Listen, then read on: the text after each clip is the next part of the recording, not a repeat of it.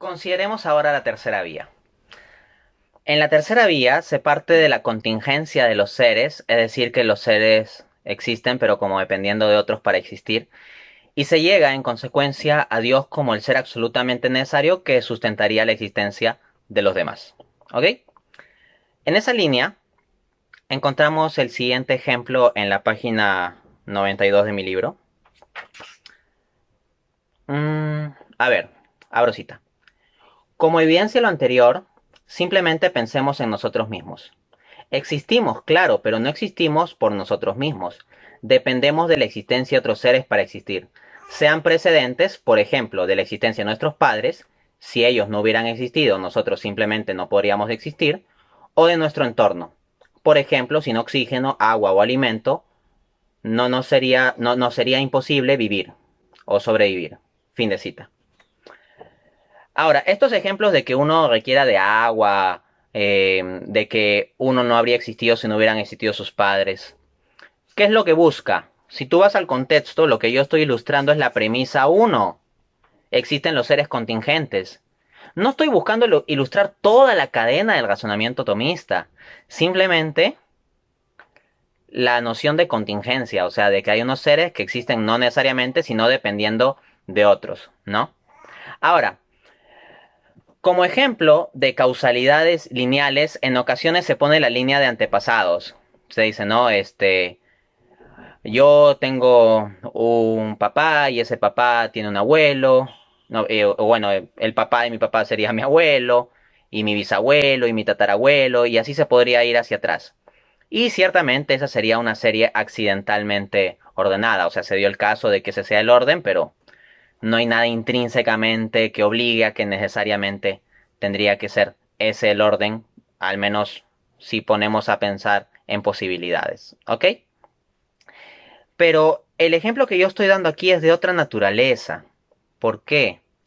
Porque normalmente cuando se da ese ejemplo, se dice que yo, por ejemplo, tengo la potencia de engendrar, la capacidad de engendrar. De hecho, yo tengo una hijita.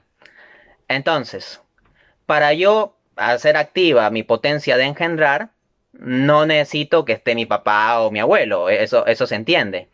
Pero en mi libro, yo no estoy hablando de la cuestión de la potencia que tiene uno para engendrar. En el ejemplo que estoy dando en el libro, estoy hablando de la cuestión de venir a la existencia, no de la potencia que uno tiene para engendrar. Yo estoy hablando de si yo hubiera existido o no existido. ¿Ok?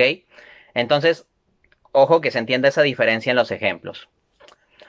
Lo segundo que hay que precisar es que, como ya he dicho, este ejemplo se da para ilustrar la noción de contingencia, no el razonamiento entero.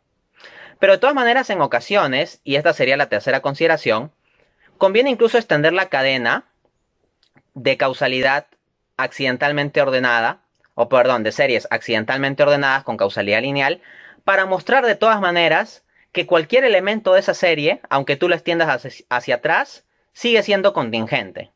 Entonces, claro, si yo digo, yo soy contingente porque dependo de mi papá, pero mi papá también tuvo un papá, muestro que mi papá es contingente. Y si digo que mi abuelo tuvo un papá, o sea, el que sería mi bisabuelo, muestro que mi abuelo es contingente. Entonces sigo hacia atrás en la cadena, pero la idea para qué es? Para ilustrar que incluso así cualquier miembro de la cadena que tú identifiques es contingente. O si yo hablo de que necesito de ciertas condiciones cosmológicas para existir o de agua, es también para ubicar que la existencia del agua o la existencia de ciertas condiciones cosmológicas es también contingente. Pero en última instancia, ¿qué se requiere llegar? A Dios. ¿Y acaso yo pongo a Dios como un miembro más de una cadena contingente? No, Dios está en otro orden de cosas. Jamás yo he hecho una tontería como seguir una analogía a decir que Dios es mi tatarabuelo. O sea, si yo siguiera una lógica únicamente de cadena lineal, yo llegaría a esa conclusión, que Dios es mi tatarabuelo. Pero jamás he dicho esa tontería, porque sí entiendo la distinción entre el orden accidental y el orden jerárquico en la causalidad. Ahora, hay unos ejemplos más adelante en el libro con los que ya busco ilustrar no solo el punto de partida, sino ya la procedencia del argumento de la tercera vía. En concreto, pongo dos ejemplos. Lo vemos en la página 94. Primer ejemplo. Supongamos que un día vemos una larga cadena que llega de la Tierra hasta el cielo y cuyos eslabones de más arriba se pierden entre las nubes. Inmediatamente nos preguntamos, ¿cómo se sostiene esa cadena? ¿De dónde cuelga? Entonces viene alguien y nos dice, el primero, empezando desde abajo, cuelga el segundo el tercero y así sucesivamente remontándose hasta las nubes. ¿Le creeríamos? Obviamente no, porque si así fuera la cadena ya hubiera caído a tierra, pues las nubes no pueden sostener nada por sí mismas. Pero dado que la cadena está en pie, es absolutamente necesario suponer que existe un primer eslabón fijado en alguna parte para que sostenga a los demás. Análogamente es necesario arribar a un ser subsistente. Entonces, miren este ejemplo, es causalidad jerárquica, porque hay un primer eslabón, pero que está colgado de un algo. Y ese algo, que puede ser, no sé, un castillo en el cielo, si quieres seguir con la lógica del ejemplo, porque es solo una analogía, ni siquiera necesito que sea del todo realista. Entiéndase que es una analogía, por favor, hay gente que ni eso puede entender. Bueno, entonces el primer eslabón está conectado a un algo, y ese algo es cualitativamente distinto. Como decía, imagínate un castillo ahí en el cielo y una cadena que va hacia abajo. Ok, ¿cumple esto la noción de causalidad jerárquica? Claro que sí. ¿Por qué? Porque el castillo en el cielo, en este ejemplo, sería algo cualitativamente distinto. O ese algo, sí, porque tú me podrías decir, Dante, pero en el libro no dijiste castillo. Pero lo que sí digo es que el primer eslabón fijado en alguna parte, o sea, ese primer eslabón está fijado en un algo. Entonces, ese algo sostendría simultáneamente al conjunto de elementos de la cadena. Entonces, no es que yo estoy vinculado a temporalidad necesariamente en este asunto. En este ejemplo, el sustento de la cadena opera de forma simultánea. Y ese algo del cual se sostiene el primer eslabón sostendrá también simultáneamente a los demás eslabones. Veamos el segundo ejemplo. Abro cita. Imaginemos una larga cadena de fichas de dominó dispuestas exactamente de tal modo que con un solo golpe caigan todas una sobre otra. Pues bien, se da un golpe en la primera y se encuentra que las fichas no llegan a caer del todo. ¿Cómo puede ser esto si estaban perfectamente dispuestas para caer del todo una sobre otra? Se pregunta quién había ordenado las fichas. Entonces camina a lo largo de la cadena de fichas buscando la causa y la encuentra. Alguien ha clavado al suelo la última ficha. Por esto, al no poder caer esta, no caen del todo las otras. Así es el ser subsistente. Su absoluta permanencia ontológica sostiene la de los demás seres, de modo que la existencia de estos no se disuelva en la nada.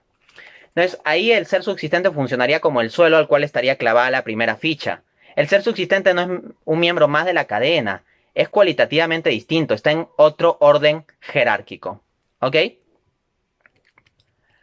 Entonces, el hecho de que yo entiendo que Dios sostiene continuamente en el ser y de forma simultánea a todo, incluso lo temporal, incluso lo que transcurre en el tiempo, es evidente de lo que digo en la página 103 del libro.